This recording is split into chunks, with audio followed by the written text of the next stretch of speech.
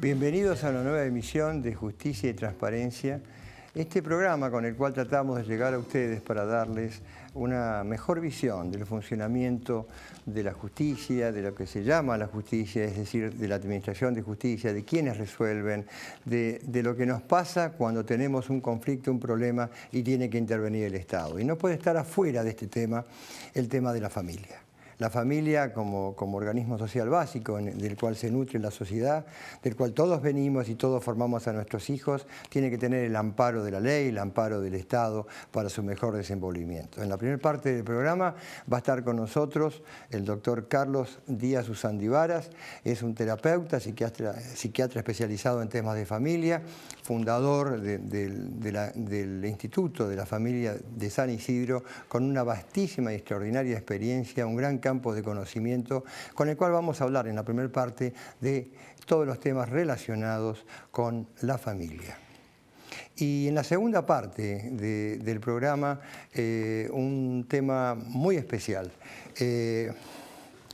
Hace muchos años, ya, el 18 de julio de 1994, a las 9:53, explotaba una bomba ominosa en la sede de la AMIA en la calle Pasteur. Eso derivó en que en el año 2001 comenzara un juicio, el 24 de septiembre del 2001, empezara un juicio en el Tribunal Federal 3 respecto de lo que se llamó la conexión local, donde estaban detenidos muchos de ellos, imputados más aún de los que aparecían como integrantes de esa parte de contribución a tan penoso y lamentable atentado que dejó tantos muertos y tantos heridos y que llena de duelo la historia argentina. Esto que ven acá no es la causa de la AMIA. Esto que ven acá es solamente la sentencia. La sentencia de 5.000 fojas prácticamente, 5.000 hojas, que derivó en la resolución que tuvieron los doctores Larrambevere, Pons y Gordo en aquellas jornadas que duraron 4 años para llegar a esta sentencia, que creo que es la primera vez que se ve así tan claro para que se entienda lo extraordinario que fue ese juicio, no solo por lo largo, lo extenso en el tiempo, sino por los contenidos que se ponen en evidencia cuando se ve esto, que no es otra cosa que una sola resolución de aquel octubre del año 2004, es decir, 4 años después de haber empezado. Hoy nos acompaña el doctor Guillermo Gordo, uno de los 3 jueces que integró ese tribunal, que firma esta sentencia para que nos cuente y nos informe a tantos años vista de las alternativas del juicio quizás más trascendente de la historia argentina. Ahora, en instantes, acá, en Justicia y Transparencia. Auspician Justicia y Transparencia.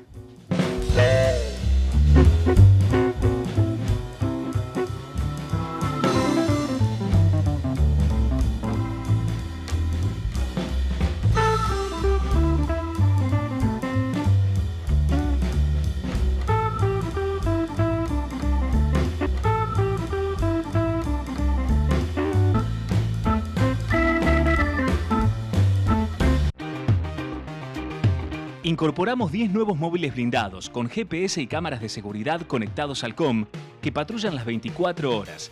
Ya llegamos a 80 patrulleros en San Martín. Municipalidad de San Martín.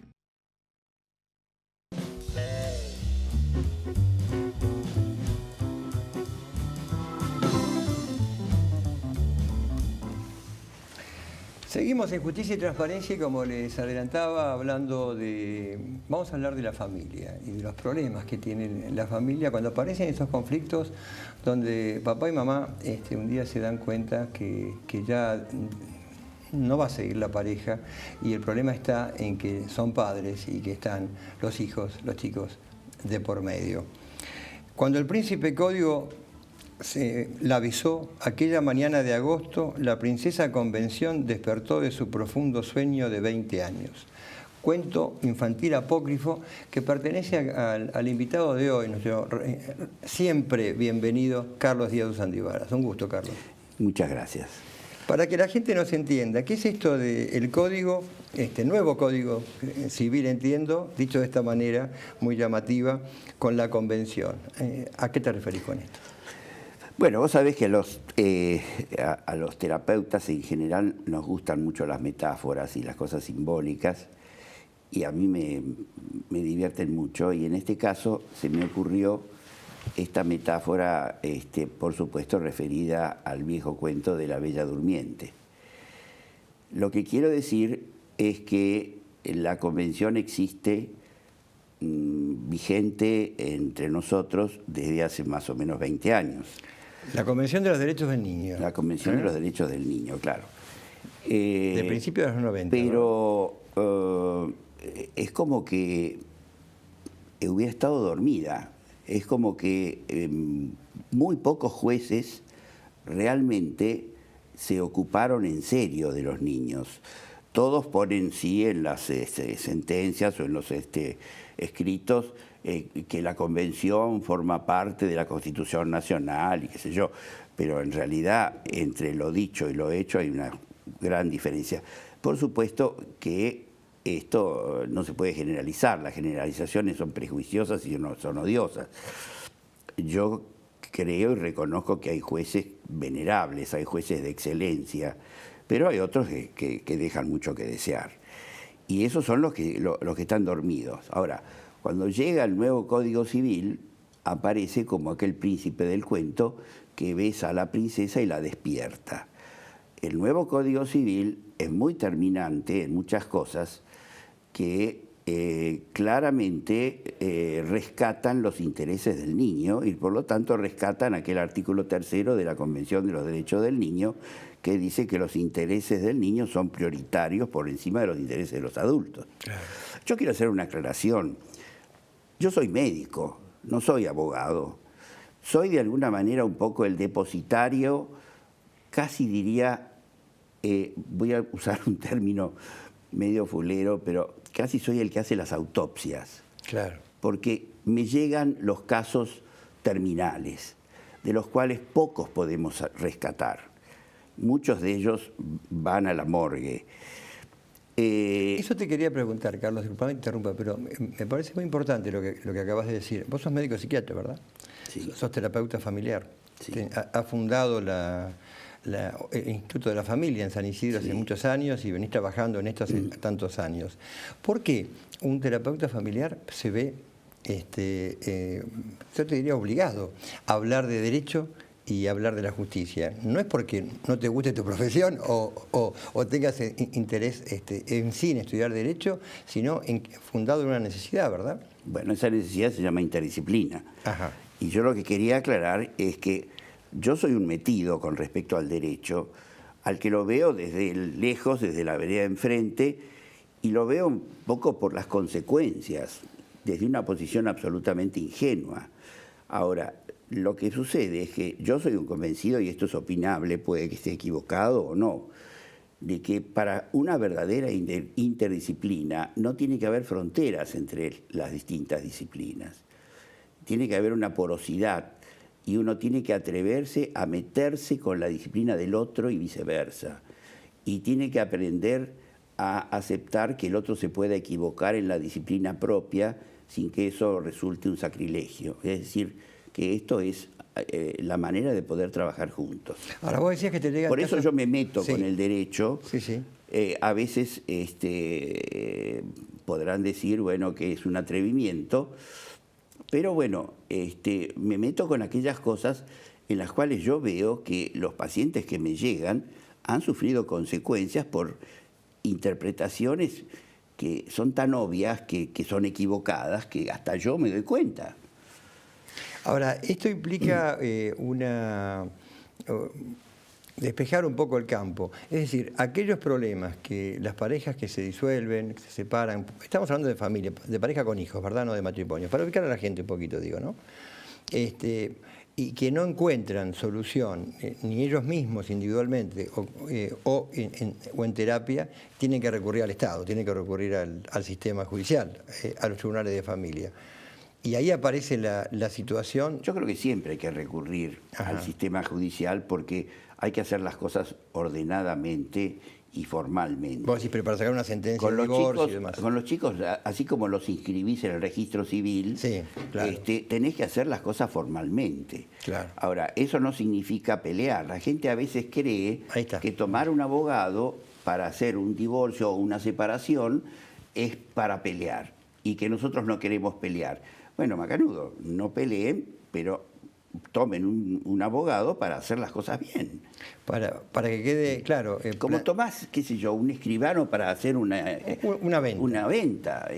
Hay cosas que tienen que ser formales. ¿Y por qué vos decías que hay decisiones que afectan gravemente a los pacientes, producto de una aplicación de la ley por parte de muchos jueces, no todos, pero muchos jueces, que distorsiona por ahí la tarea jurisdiccional y que llegan a conclusiones equivocadas? Claro, aclaremos que yo estoy en una exposición que es casi como una terapia intensiva, ¿viste? Donde te llegan pacientes que muchos se mueren, pacientes que están muy graves, pacientes que tienen situaciones casi extremas. Entre esos pacientes, lo que yo encuentro son dos aspectos fundamentales que yo les critico a algunos jueces. Con todo respeto, que entendamos, porque así como promuevo la formalidad, creo que la formalidad debiera ser lo más correcta posible. El primero son los tiempos. Uno puede puede demorarse 15 años para un problema comercial. Igual es un disparate. No es un disparate. Pero no puede demorarse 15 años por un problema de familia, porque vas a pasar de un niño a un adolescente y a un adulto. Y eso es una aberración. Es decir, porque esos 15 años son irreversibles, irrecuperables. Entonces, hay una morosidad en nuestros tribunales que es absolutamente inadecuada y culposa.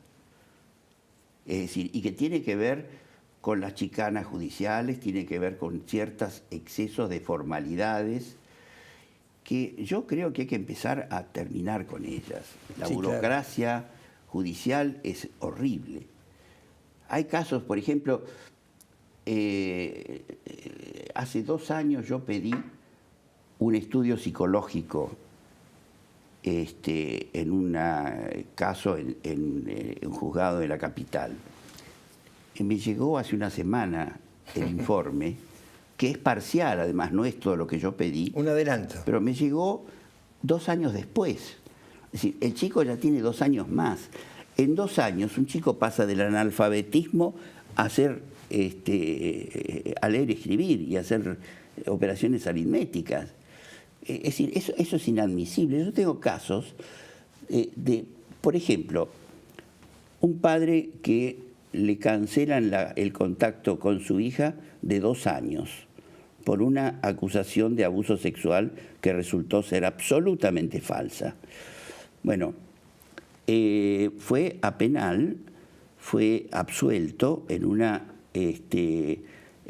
sentencia ejemplar, maravillosa, de una jueza que hizo un trabajo que no hubiera hecho un juez de familia, donde claramente delimita cuáles fueron las cosas que llevaron a esta equivocación. Bueno, ese fallo salió como 5 años después. Claro. Y 3 años después de ese fallo, es decir, 8 años después que la nena no vio a su papá, porque siempre pensamos que el papá no vio a la nena, lo cual es cierto, pero mucho más grave es que la nena no vio a su papá, 8 años, me la mandan ahora para que yo haga una revinculación. Es una misión imposible, es como una autopsia, ¿te das cuenta? Es irreparable, Carlos. Bueno, el otro tema es precisamente el de las falsas denuncias. Cualquiera denuncia cualquier cosa y cualquiera cree cualquier cosa. Yo tengo casos que, si no fuera porque es de muy mal gusto, yo podría hacer una antología del disparate de las falsas denuncias. Puedo comentar alguna. Por ejemplo, tengo un caso en que el chico declara que en el tiempo de la visita, porque esto es de antes del Código Civil, Cuando se llamaba régimen de visitas. el papá Penoso nombre. lo buscaba, lo llevaba a buscar al abuelo paterno, obviamente, y de ahí se iban los tres al Ruta Hotel, entraban con el auto al garage del Ruta Hotel, saludaban al cuidador del garage. El chico tenía 3 años o 4 años, creo, no sé, en esa época. La declaración es después.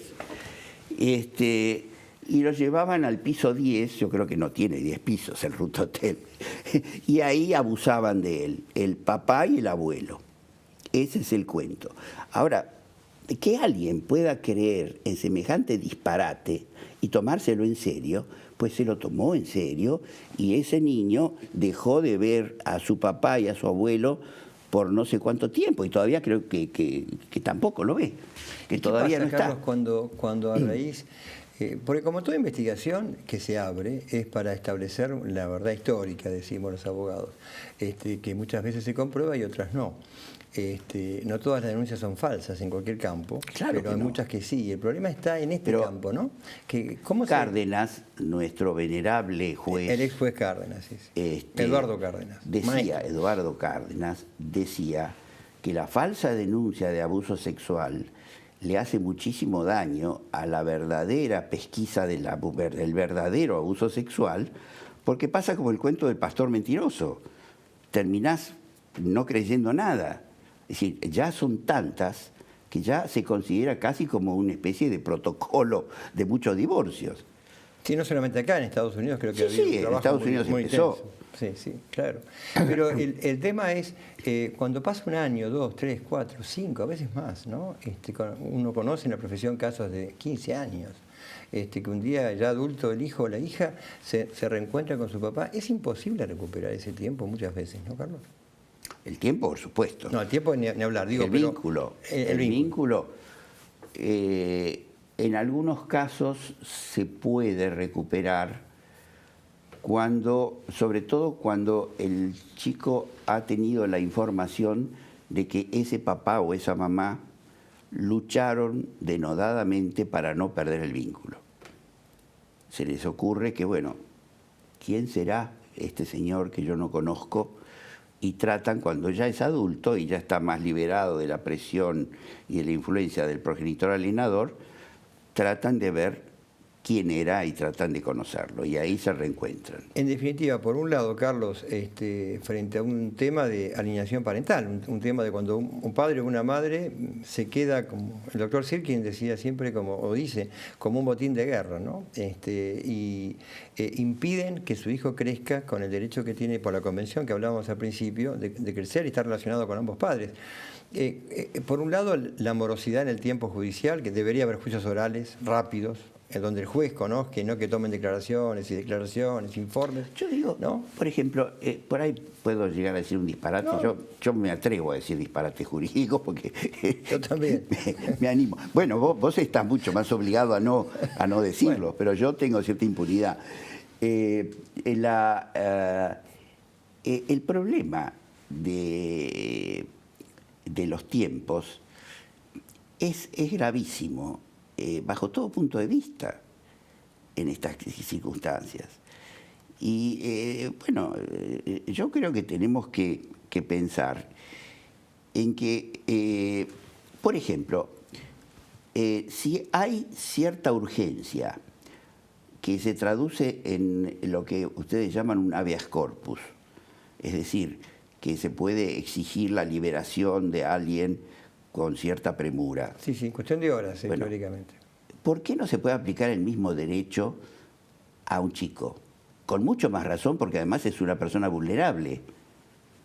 No, totalmente. Y se demora, Es decir, si un detenido merece la garantía de un habeas corpus, ¿por qué no puede merecerlo un chico? Ni hablar. Que se le dé la rapidez, la celeridad.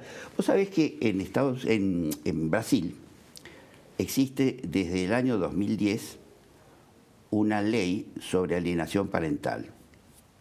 2010 o 2005, creo.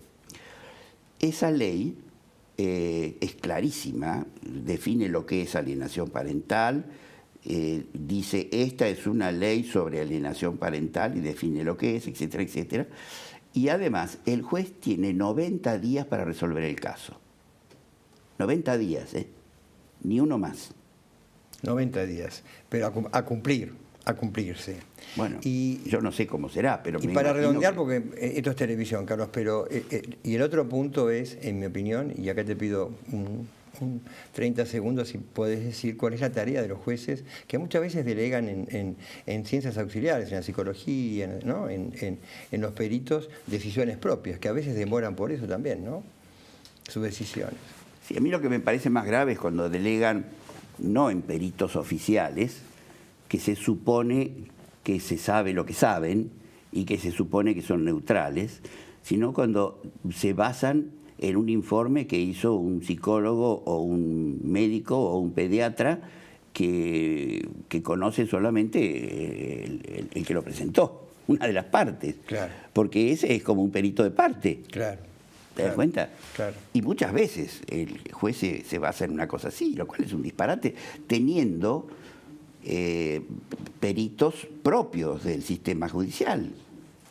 Bueno, esperemos que en el pronto, que prontamente la doncella, que ha sido siempre la convención, sea aplicado el nuevo Código Civil por todos los jueces y con la mayor celeridad posible.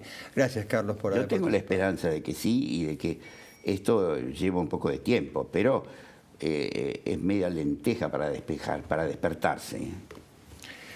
Y mientras tanto hay miles de chicos, de niños y niñas que viven, transcurren su infancia, su adolescencia, habiendo perdido a un padre vivo. Y eso es algo que un Estado democrático no puede tolerar.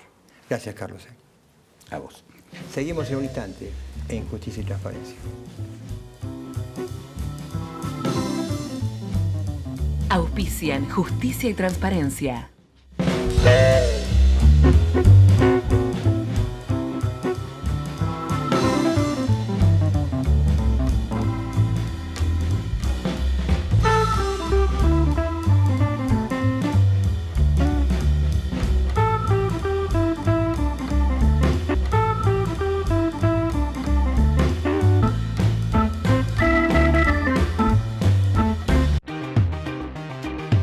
Incorporamos 10 nuevos móviles blindados con GPS y cámaras de seguridad conectados al COM que patrullan las 24 horas.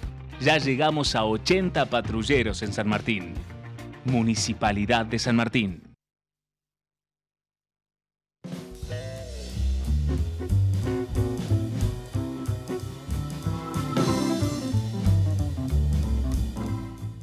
Seguimos en Justicia y Transparencia y como el título lo dice y siempre lo enunciamos, tratando de transparentar lo que sucede en la Administración de Justicia.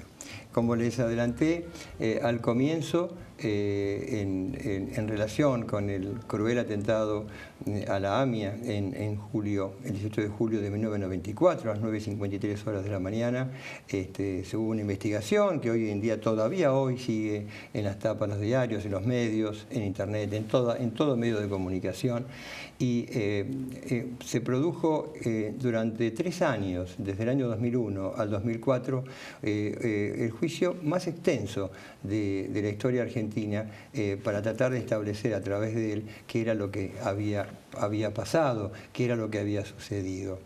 Yo tengo el orgullo de estar hoy aquí en el programa y presentárselos a ustedes al doctor Guillermo Gordo, uno de los 3 integrantes del Tribunal Oral Federal 3 que tuvo a su cargo esa extensa pero tan compleja tarea. Un gusto, doctor, tenerlo acá. Muchas gracias, igualmente estar acá. Gracias por la invitación. Yo le mostraba a la gente antes, eso es que se ve, ese bloque enorme de papeles, no están en blanco, están completos y es como su hija, ¿verdad? Es una hija, exactamente. La Es sentencia. un tercio hija mía. Un tercio de hija suya.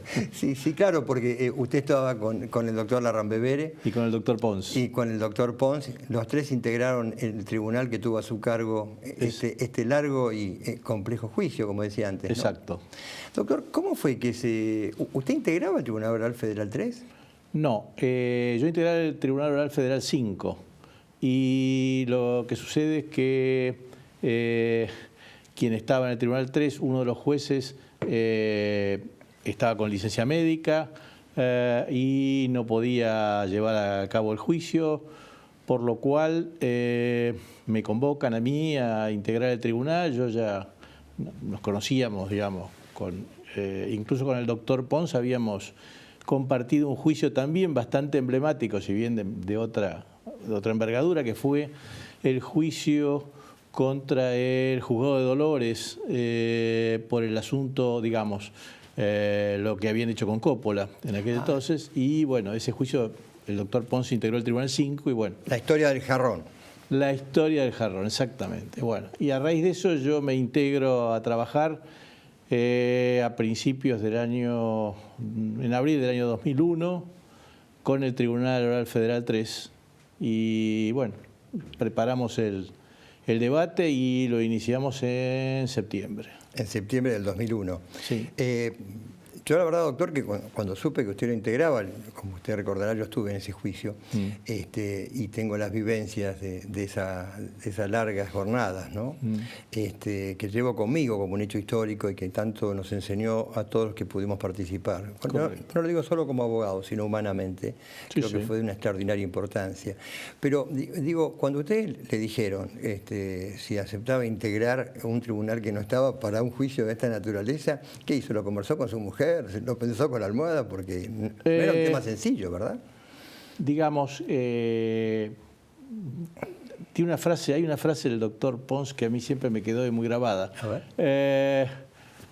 Para esto nos pagan, o sea, yo era juez y si esto me había tocado, yo no podía elegir si sí o si no. Si me convocaban, tenía que decir que sí. Por supuesto, a mi mujer se lo comenté y digamos, asumió mi mujer y mis hijos verme poco durante 3 años, porque yo tenía juicios en mi tribunal en el 5. Porque usted mantuvo su... Claro, yo mantuve el 5 y tenía juicios de la mañana.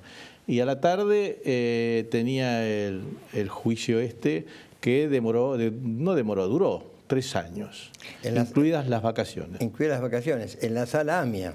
En la sala AMIA, que se estrenó para ese juicio. Que se conformó en Comodoro Pi especialmente para este juicio, ¿verdad? Exactamente. Era una cosa que en aquel momento tenía una tecnología impresionante. Incluso nos habían dicho que pocas salas en el mundo en aquel momento tenían la tecnología que tenía esa sala. Incluso, doctor, yo recuerdo que ustedes tres, cuando integrando el tribunal, iban rotando las presidencias, ¿verdad? Sí. Para hacerlo más llevadero. Rotábamos semanalmente la presidencia. Semanalmente y la presidencia. Y ustedes tenían, digo para la época, porque en 1994 parece que no es nada, pero lo que ha avanzado y cambiado la tecnología, uno se pierde a veces, ¿no? Terrible. Ustedes tenían cada uno su laptop, sí, donde a su vez estaban informándose permanentemente de quién declaraba, de quién, ¿no es cierto? Nosotros teníamos un sistema de comunicación interno entre todos los, entre los 3 miembros del tribunal, más los empleados que estaban en la secretaría, que estaba 7 pisos más arriba, y que a veces pedíamos información, porque digamos, la causa, para que se den una idea, tenía la causa principal unos 500 cuerpos. Y después tenía unos 500 o 600 legajos agregados. Algunos de esos legajos tenían 10 cuerpos, otros tenían 5 hojas, pero no importa. Cada vez que surgía una información, pedíamos la información por la computadora y nos la mandaban. La verdad que un equipo que fue un lujo. Pero fue notable y notorio, doctor, porque realmente, si yo no recuerdo mal, en aquel momento por ahí estábamos hablando a Foja 154.521, pero para que la gente Foja la página, ¿no? Decenas de miles, creo que llega a 200.000 casi. Ahora debe pasar. Ahora debe estarlo. Ahora debe pasar. Hace mucho que no lo veo, pero debe pasar seguro. Que incluso era imposible poder tener, humanamente digo, solo, si no es con equipo, una visualización completa, ¿verdad? No, un equipo se dedicó a hacer una especie de resumen, una postilla, pero sin un equipo como el que se integró en aquel momento, que la verdad, vuelvo a reiterar, fue un lujo para la justicia argentina. Todos quienes lo integraron, la verdad, brillantes profesionales que se entregaron a full, o sea, ahí no hubo ni horarios, ni días en que podían faltar, nada, no faltaba nadie, todo el mundo se integraba, todo el mundo trabajaba y la verdad que fue un orgullo integrar ese tribunal. No, ninguna duda. Y ahora, ustedes tomaron una decisión, a mi modo de ver, dos decisiones, de una relevancia enorme para llevarla adelante con profundidad. Y uno fue el tema de un criterio muy amplio en la aceptación de testigos, de la prueba de testigos. Sí. Fueron cientos y cientos y cientos. Ahora no me acuerdo. Fueron más de, no, miles. ¿Miles? Fueron 1000 y algo. Sí, claro, digo si mal no me equivoco, fueron algo de 1600, si yo mal no me equivoco. 1600 testigos, que incluso a partir de declaraciones se abría la convocatoria a otros para ir. Sí. O sea, fue un juicio, yo siempre lo he dicho esto, doctor, y lo voy a repetir hoy, hecho por historiadores. Siempre se dice que el juez es un historiador, pero como algo colateral. Pero ustedes lo hicieron con una búsqueda profunda de tratar de ver lo que había pasado, habilitando a que vengan y declaren centenares o miles, ¿no? Sí. De personas. Bueno, la idea fue esa. La idea, digamos, yo me conocía con el doctor Ponce y con el doctor Larrame Vélez, sabía que son dos jueces que enorgullecieron a la magistratura argentina, ahora que está tan golpeada en algunos rasgos. Debo decir que fueron dos colegas de los que me enorgullezco de ser amigo y de haber compartido tribunal con ellos.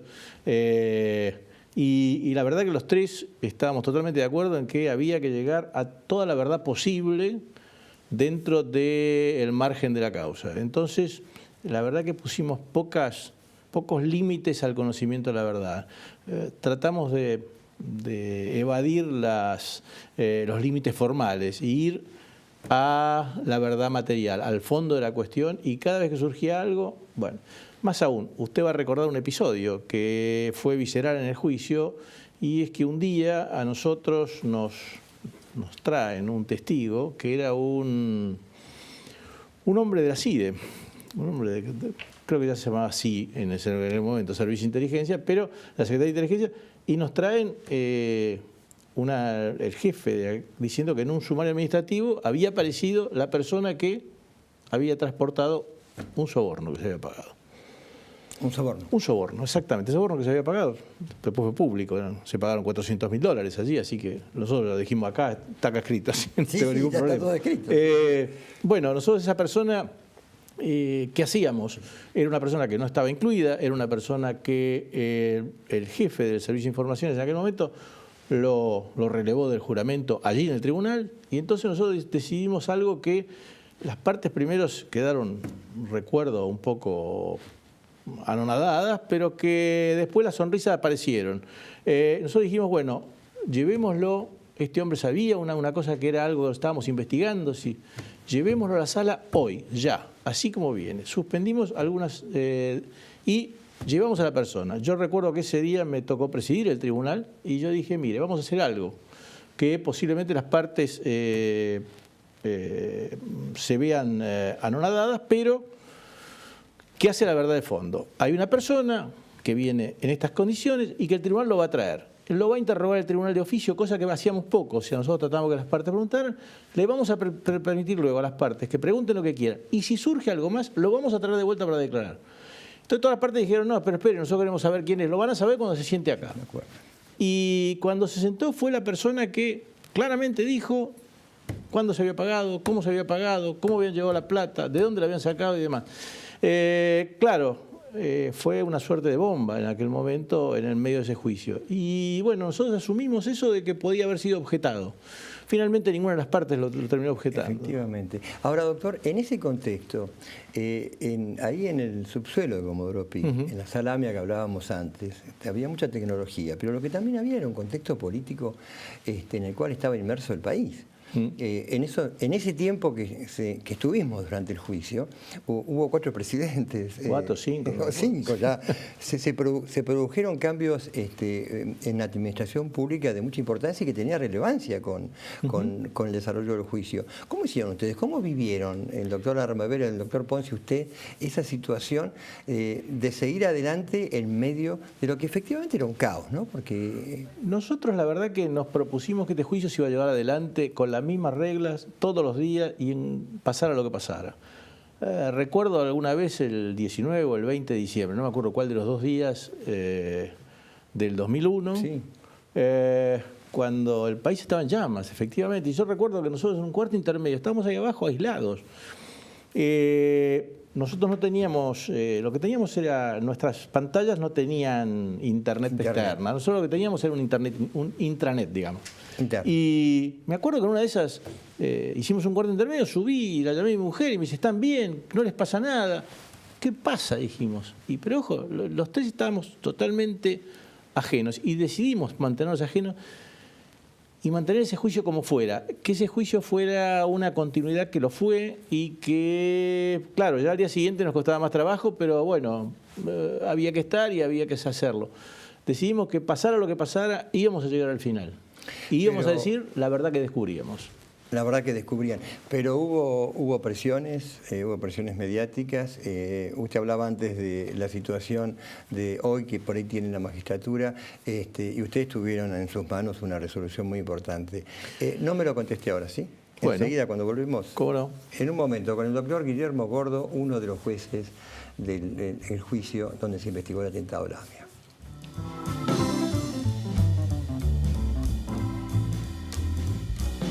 Auspician Justicia y Transparencia.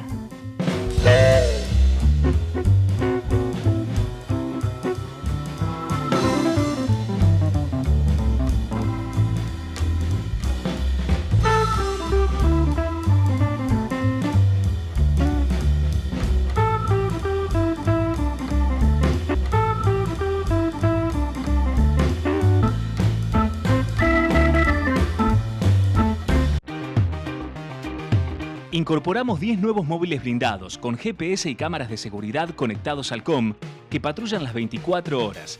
Ya llegamos a 80 patrulleros en San Martín. Municipalidad de San Martín.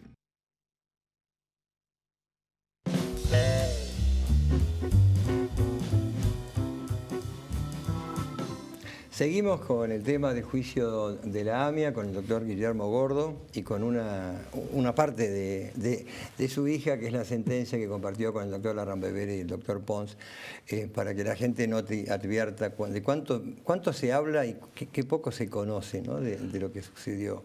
Yo le preguntaba, doctor recién, y me parece muy importante lo que usted dijo, porque era evidente en aquel momento, encima político tan cambiante y tan dificultoso, que ustedes tienen que haber tenido presiones mediáticas y presiones o sentirlas, o que alguien intentara presionar. Sin embargo, ustedes siguieron a rajatabla.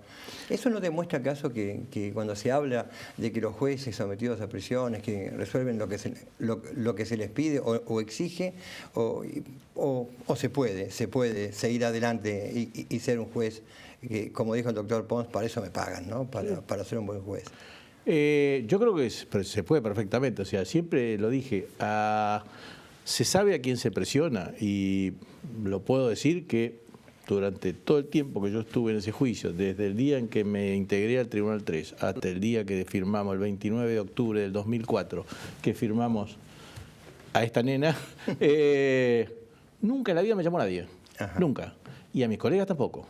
Las presiones mediáticas, nosotros sentíamos que a veces la prensa decía cosas que no eran ciertas y había cosas que sí eran ciertas y que reflejaba cierta... sabíamos que a medida que avanzó el juicio posiblemente no lográramos, sabíamos de entrada que no íbamos a lograr satisfacer a todos. ¿Por qué? Porque primero que se trataba de la llamada conexión local del atentado, pero sí nos propusimos una cosa, decirles a las víctimas. Por eso hay toda una parte que habla del derecho a la verdad acá, pese a que nosotros hicimos una nulidad, avanzamos sobre el fondo. y nos propusimos decirle a las víctimas qué era lo que había pasado. Es decir, pese a que se anuló la causa brigadas, se llama causa brigadas, ustedes hicieron todo un elaboradísimo trabajo. Exactamente. Para darle una explicación a las familias de las víctimas. Exactamente, esa fue la idea. Y entonces nosotros explicamos qué había pasado, cómo había explotado la AMIA, cuál había sido el mecanismo y, por supuesto, después también nos adentramos sobre otro tema que preocupaba a todos, que fue la culpabilidad de la gente. Que dijimos que en realidad todas estas personas no estaban involucradas. De lo cual sigo estando convencido, porque lo dije acá, pero estoy convencido. Ahora, eso tuvo que ver, doctor, también con una decisión histórica, que creo que fue la primera vez que pasó, que usted hablaba antes de esta persona de la Secretaría de Inteligencia que comenzó a cambiar el curso de las cosas, pero después ustedes le insistieron al Poder Ejecutivo, que incluso fue cambiante en esos días, que les habilitara, ¿no?, la citación a quienes habían participado, a los agentes, digo, de la Secretaría de Inteligencia. Ustedes insistieron y lograron el cometido, ¿verdad? Nosotros sí. Nosotros de entrada pedimos que se permitiera, que se ordenara a los agentes de inteligencia que concurrieran, que habían intervenido, que concurrieran a declarar. De entrada nos dicen que sí, pero el decreto aparece en realidad con un defecto de redacción, que era que se les prohibía hablar prácticamente sobre personas de otros países, o sea, sobre extranjeros, lo cual era ridículo porque se iba a tener que hablar sí o sí. Nosotros entonces solicitamos que se modificara el decreto y que se autorizara a hablar ampliamente, referido siempre al tema que nos ocurría y nada más. En aquel momento, bueno, aparece un decreto del Ejecutivo que dice, bueno, está bien, pero entonces limitaban a los agentes prácticamente al jefe, al segundo jefe, al tercero. Bueno, nosotros hicimos una extensa resolución en la cual decretamos la nulidad de ese decreto y le ordenamos al Ejecutivo que lo mandara. A eso me refería. Y lo mandaron. O sea, yo creo que cuando un juez resuelve algo que es correcto, consigue lo que corresponde. Y vinieron todos. Y ya cuando vinieron todos, se comenzó a conocer realmente lo que había sido la investigación, los déficits que había tenido a cargo en ese momento del juez Galeano, en el juzgado 9, y se pudo conocer lo que había sucedido con la famosa imputación a los policías por parte de Tejeldín. Correcto. Yo quiero decirle esto, yo nunca me voy a olvidar cuando usted presidía, porque siempre tengo el recuerdo clarísimo, y estaba declarando, ampliando su declaración, Carlos Tejeldín, y usted hizo un breve silencio, así lo recuerdo por lo menos yo, y le preguntó si a él no le hubieran pagado, que usted hubiera declarado como declaró, a lo cual dijo que no. Eso fue una bisagra, doctor, ¿no? En la segunda, si quiere, la gente de inteligencia, pero ahí cambió la comprensión de lo que se venía dando, ¿verdad? Lo que pasa es que me parecía que era una pregunta que por allí todos rondaban la cuestión y nadie se animaba a entrar. Entonces, bueno, me pareció que era algo visceral preguntarle si lo que estábamos viendo es si esa declaración era una declaración que había estado preparada o si había sido espontánea, y había habido un montón de cuestiones. Me parecía que lo esencial era preguntarle, bueno, si usted la firmó porque le pagaron o la firmó aunque no lo habían pagado, hubiera la firmó igual. Y bueno, me parecía que era un tema esencial en un juicio que lamentablemente fue algo muy mal hecho en su instrucción y que nosotros tratamos de transparentar en un juicio que fuera y público, incluso más. Los agentes de inteligencia, nosotros no permitíamos la televisación directa, eso es correcto. Pero la prensa entraba y salía como quería y podía hacer lo que quisiera. Los agentes de inteligencia declararon en una audiencia pública. No se cerró la sala de audiencia. Así lo recuerdo. Y eso no tiene... No tiene, creo que parangón. Fue la primera vez en la historia, creo. Sí. Nosotros dijimos, bueno, si lo tenemos con nosotros, que lo conozca todo el mundo. Que todo el mundo lo sepa. Y aparte, doctor, ustedes permitieron que las partes pudiéramos preguntarles a todos con absoluta libertad, siguiendo el curso de las declaraciones, lo cual permitió conocer muchísimos datos que hasta ese entonces permanecían en las sombras, ¿verdad? Esa era la idea. La idea fue tratar de actuar con la mayor amplitud para que todos pudieran preguntar. Cosa que la decisión después que se tomara, por lo menos no pudiera ser objetada por haber, digamos, de alguna manera partido la posibilidad de defensa o la de acusación. En ambos casos nosotros tratamos de ser lo más amplio, salvo cuando, digamos, la cuestión evidentemente iba más allá del objeto procesal evidente. En el resto tratamos de ser lo más amplio posible para que el día de que nosotros dictáramos sentencia, bueno, todo el mundo supiera que lo que está aquí estaba en la audiencia. Tan es así que, incluso más, si bien la Corte termina revocando la sentencia respecto de Tejeldín, Sí. Lo hace desde una óptica formal y curiosamente, debo decirlo, la Corte no ingresó al fondo de que 800 páginas de esto están dedicadas a decir por qué Tejeldín no es culpable. No ingresó, ¿verdad? Quedó como un planteo formal de la Corte, ¿no? Sí. No ingresaron sobre el fondo, no explicaron por qué no teníamos razón nosotros. Respecto de los policías, sí, eso se quedó totalmente, digamos, conformado tanto por Casación, que Casación la confirmó íntegramente la sentencia, y por la Corte. Doctor Gordo, y otra de las cosas que creo que enseñó la causa AMIA, que incluso hoy se está proyectando en un juicio que está en curso en el Tribunal Federal 2, ¿verdad?, que es el encubrimiento, fue el tema de el mal uso de servicios de inteligencia para instruir procesos penales, ¿no? Y no hacerlo con el código en la mano, con la ley en la mano y a través de los mecanismos propios del debido proceso. Usted coincide que fue uno de los problemas graves, ¿no? Totalmente, yo creo que la intervención del servicio, de la forma que se usó la Secretaría de Inteligencia no sirvió para esclarecer, digamos, el objeto que nosotros estábamos, y simplemente sí sirvió para traer un montón de desfasajes que llevaron a la nulidad. O sea, los servicios de información, incluso por la propia ley, la 25.520, establece que no hay, en principio, no debería haber inteligencia interior. Resultado, cuando empiezan a ingresar, está bien, acá había un tema de terrorismo en el medio, o sea, había algo que de alguna manera estaba vinculado, pero se le permitió prácticamente a la Secretaría de Inteligencia un actuar casi sin freno y casi sin ninguna clase de, diría yo, de control. Que provocó, en definitiva... Que provocó que a la desmadre, ¿verdad? Sí, un desmadre. Un desmadre. Un desmadre. Sí, sí. Evidentemente, la verdad que cuando uno se fue adentrando, el desmadre cada vez era mayor. Si me permite, sin perjuicio que sigamos hablando, pero me están surgiendo imágenes a medida que lo veo, que lo escucho, porque esas improntas veo que uno las recupera cuando escucha la voz y su imagen. Yo me acuerdo 2 o 3 temas que a mí me quedaron y que lo tienen a usted como principal operador en aquel momento, porque era el presidente del juicio. Yo recuerdo que venía un comisario de explosivos de la Policía Federal que estaba declarando y decía, porque había mucha tecnología en AMIA para lo que era aquella época, teníamos toda la proyección de video, como se está viendo ahora acá en la pantalla, ¿no? Estas son fotos de juicio. Sí, sí. Claro, son fotos que están agregadas al juicio de la AMIA. Había un comisario que, ya pasó mucho tiempo, no me acuerdo el nombre, pero que decía, y ahí se ve el cráter. Y yo me acuerdo que usted pidió que se ampliara una foto y la hizo detener la imagen y le dice, perdóneme, pero usted me puede, ¿no? Fue así, ¿me puede explicar? ¿Dónde está el cráter? ¿Se acuerda? Sí, sí, me acuerdo que yo lo veía el cráter. Bueno, muéstrenmelo.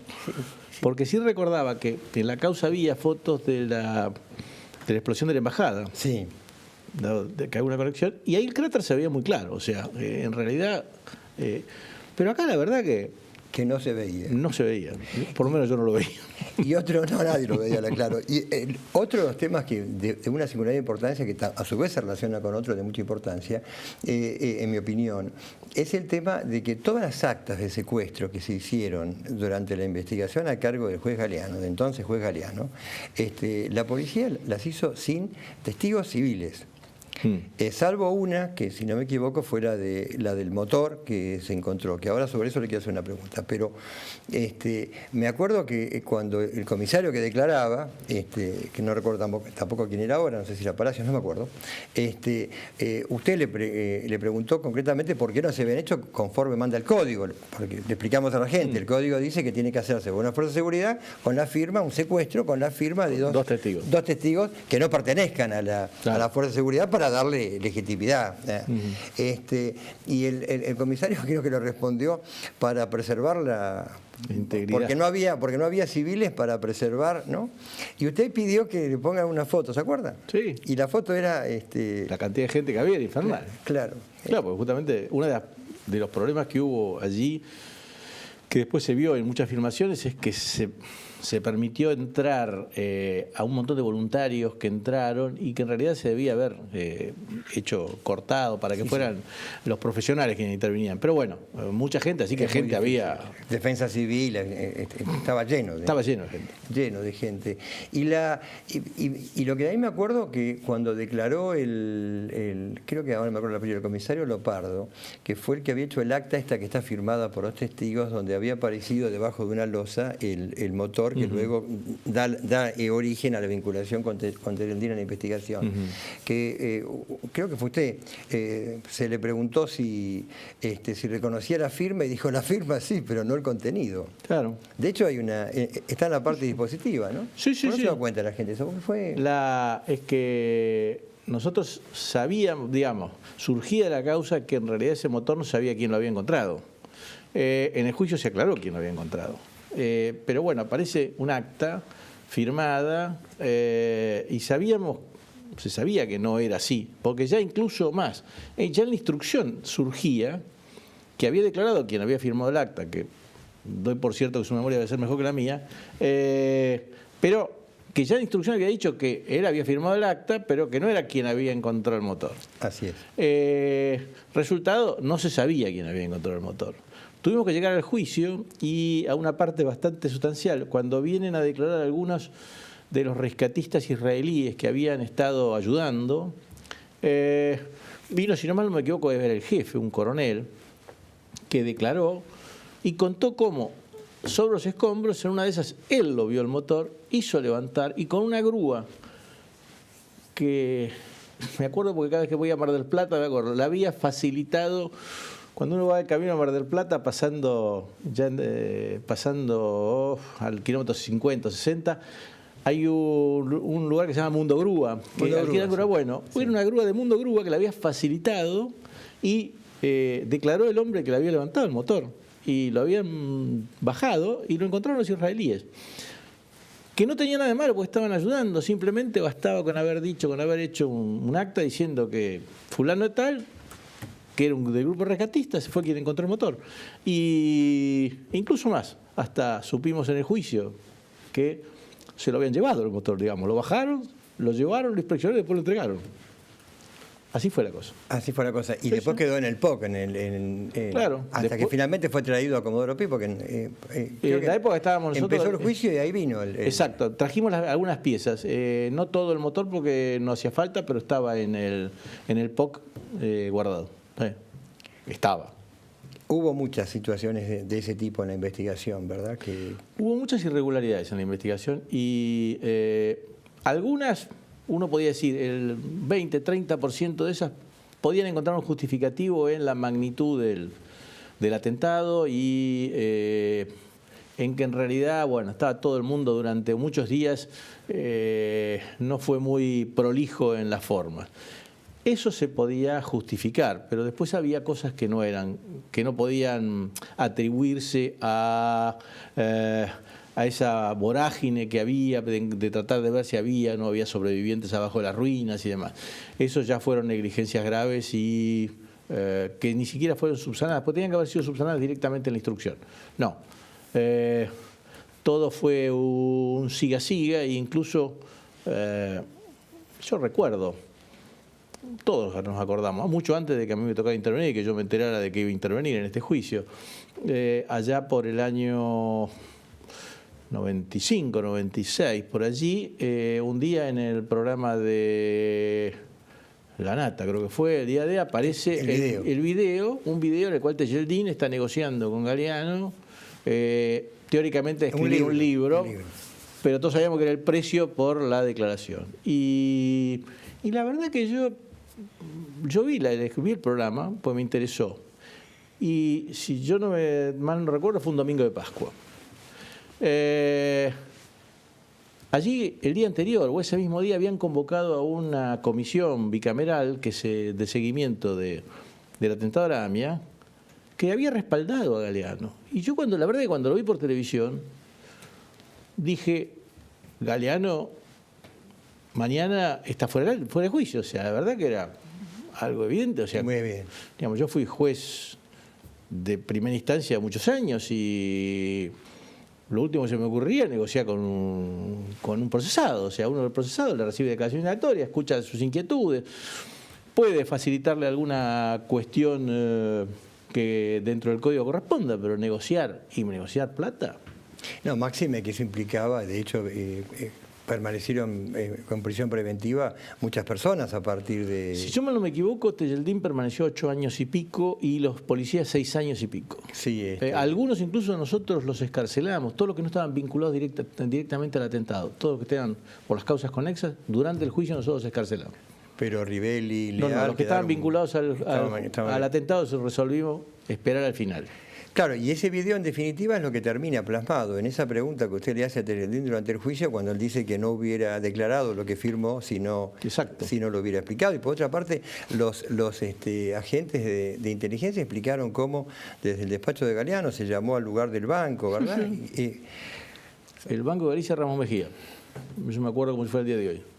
Y llamaron y digamos, esto lo contó Tejeldín, que en el momento en que a él le pasaron un teléfono y la mujer le dijo, sí, ya cobré, listo, ¿dónde hay que firmar? Firmó. Y esto lo ratificó uno de los agentes de la Secretaría de Inteligencia. Explicaron cómo habían hecho todo el operativo para llevar el dinero. Con los teléfonos también de la Secretaría para comunicarse. Sí, incluso había, si yo mal no recuerdo, puede fallarme la memoria, pero creo que no.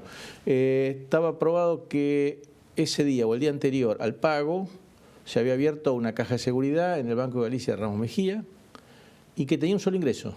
Curiosamente, el día donde se hizo el pago. Curiosamente. Y esa situación vinculada con una investigación defectuosa donde yo me acuerdo que en aquel tiempo, bueno, hoy sabemos y todavía hoy es un tema, la llamada pista siria, la llamada pista iraní, las divisiones que había en la Secretaría de Inteligencia en aquel momento que en el juicio se trasladaron, porque declararon de ambos sectores, digamos, ¿verdad?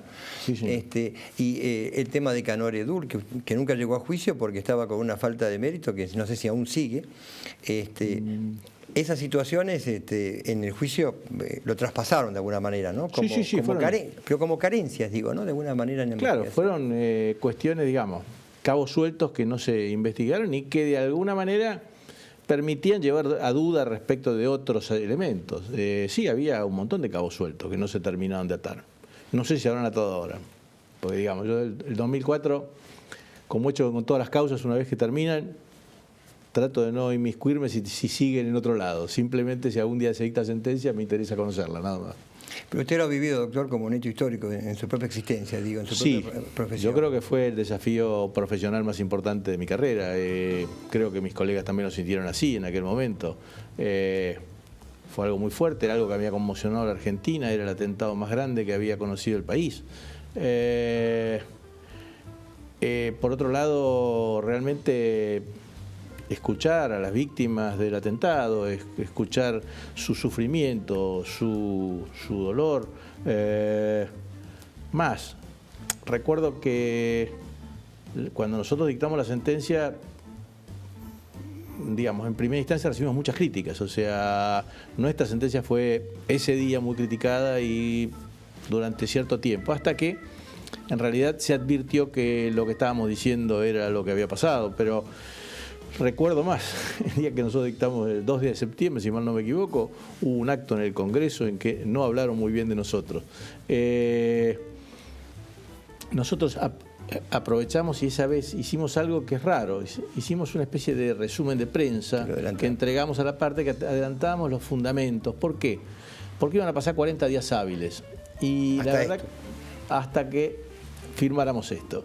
Y entonces nosotros entendíamos que el pueblo tenía que saber, el pueblo, particularmente las partes y las víctimas muy especialmente, tenían que conocer por qué habíamos llegado nosotros a esa conclusión. O sea, un resumen de lo que está acá. Un resumen mínimo. Y bueno, lo hicimos, en algún lado nos criticaron mucho por eso, porque decían que era como que habíamos adelantado opinión, pero no, lo que pasa es que esto es escribir lo que ya habíamos resuelto, entonces... Pero para que en definitiva el pueblo reciba la información directamente de ustedes y no por ahí distorsionada. Exactamente. O sea, realmente fue un adelanto para la época. Yo creo que fue un adelanto y creo que fue una excelente idea, porque evitamos que se hicieran presunciones acerca de las razones por las que nosotros habíamos resuelto. Beccaria decía que no hay nada mejor para un culpable que condenen a un inocente en su nombre. Y estamos con el doctor Gordo, que con el doctor Larraver y el doctor Pons pusieron las cosas en su lugar para que la verdad todavía sea posible. Muchas gracias, doctor Gordo. Gracias a usted por la invitación. Ha sido un honor tenerlo acá. No, por favor, no es mío. Hasta el próximo programa de Justicia y Transparencia.